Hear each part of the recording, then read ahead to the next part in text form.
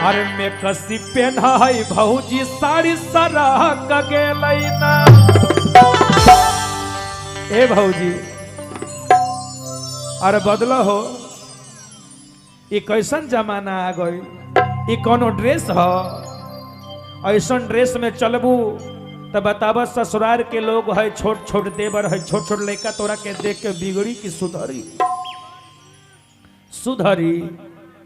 ऐसा रहन रही तो तू तो बिगड़िए गलू, सबके बिगाड़ देब। हम नहीं बिगड़नी है। अरे हमरा जैसा हमारे बेटा हो, हम तारा से सबके सामने स्टेज पर नचत तो हम हो तो बिगड़िए न गईनी हो। अरे में कसी पहना है भौजी साड़ी सरह गेलै ना।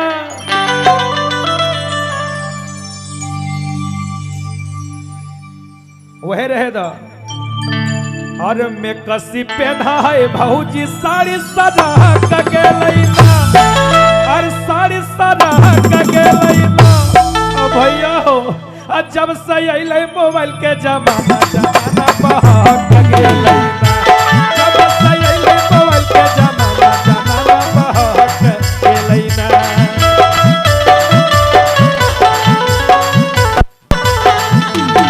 ये दीपक भैया, बबलू भैया हो, कुंदन भैया हो, अरे है समझावई हमार भौजी के हो कि कैसन ड्रेस में घूमत तरी।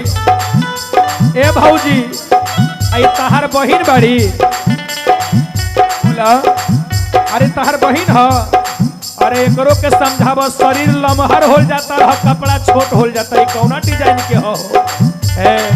अरे में कसी पहना है भौजी साड़ी सरह गेलै ना।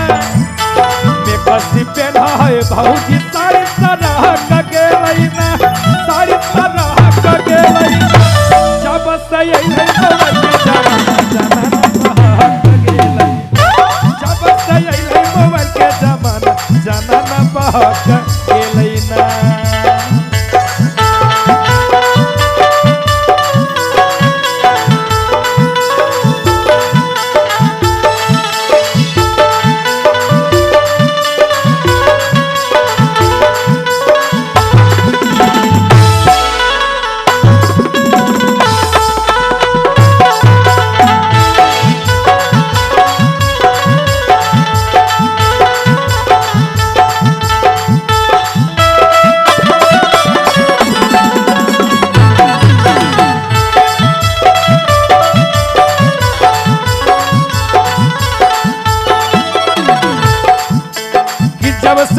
मोबाइल के जमाना, जनाना बहक गेलै ना।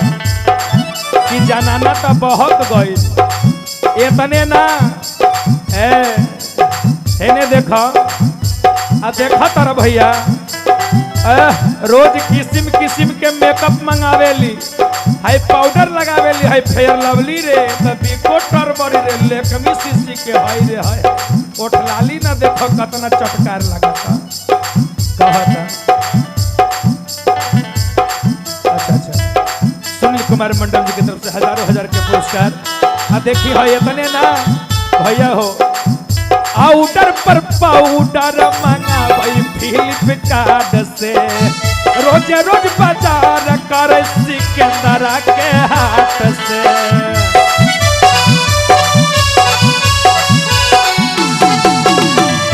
ए भैया चंदू भैया हो, ए शिवराम बबुआ, मुन्ना भैया, चंदन भैया, पप्पू भैया, ललन भैया, बम्बम हो, मंटू हो, अरे समझावा है भौजी के रहन बिगड़ता।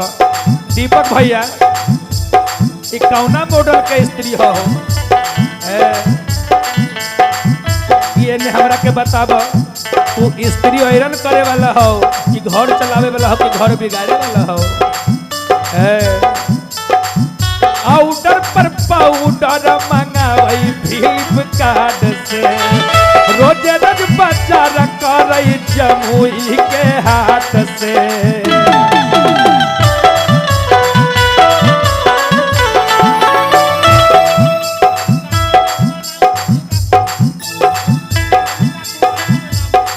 और जो बाबूजी संसार को छोड़ रहे हैं, उनकी बहू सविता कुमारी की तरफ से ये बहुत बहुत प्रेम निछावर हजारों हजार रुपया के अहे बात पर आइल बा। अरे देखी के ससुर भसुर के मनसा न कगेलै ना।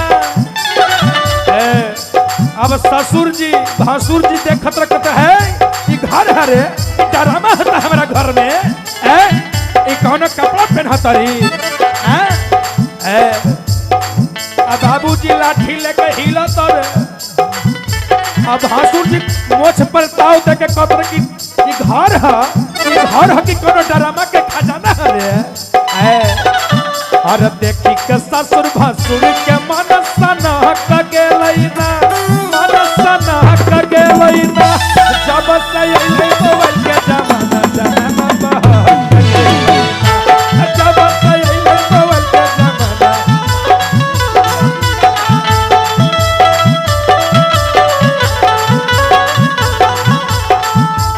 और उपेंद्र यादव जी इनके तरफ से भी बहुत प्रेम निछावर हजारों हजार रुपया के जय हो।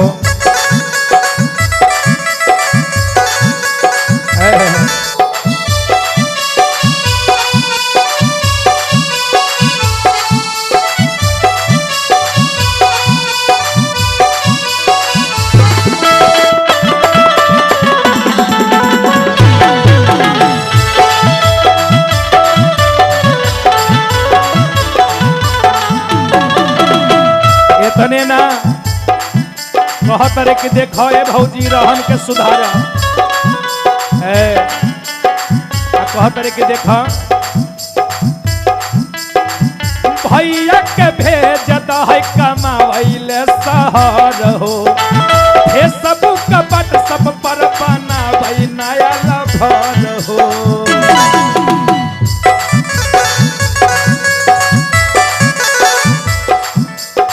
रोजे रोजे कहतरी कि हमारे फेसबुक के फॉलो करो, इंस्टाग्राम के फॉलो करो। हमरा सल्लाहुरा देवर कहले भौजी तनी अपनों के कोनो बटरम रहते तो हम ओकरो के फॉलो करती। नहीं कहतरे कि देखो हम जौन कहतनी सुनो देखिए, जब से ये फेसबुक आया है, जब से ये व्हाट्सएप आया है, जब से मैसेंजर आया है, सब मोबाइल आने के बाद आया है। अगर फेसबुक नहीं होता, व्हाट्सएप नहीं होता, मैसेंजर नहीं होता, इंस्टाग्राम नहीं होता तो आज सीमा हैदर पाकिस्तान से बिना वीजा का भारत में नहीं आती। ये सब देन मोबाइल का है भैया।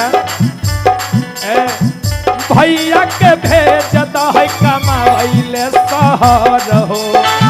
फेसबुक पर खोजै भौजी नया नया लभर हो।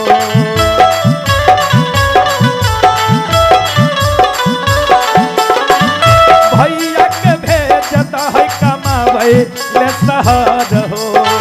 फेसबुक व्हाट्सएप पर बनाबै नया लभर हो। अरे बालक बेदरदी के साक भेलै ना। भौजी हमरा तो कुछ गड़बड़ बुझाता। और चंदू शिवराम मुना चंदन के पप्पू के साक भेलै ना। और चंदन बम बम मंटू के भी साक भेलै।